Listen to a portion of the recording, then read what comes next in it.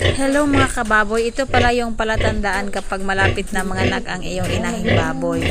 Ayan, may puti na lumalabas sa kanyang private parts.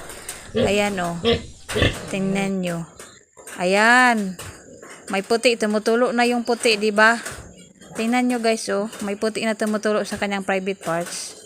Ayan, you need to prepare na guys. Pag ganyang mga sitwasyon, mag-prepare na kayo kasi mga 1 hour to go, manganganak na yan. O tingnan nyo, hindi siya mapakali.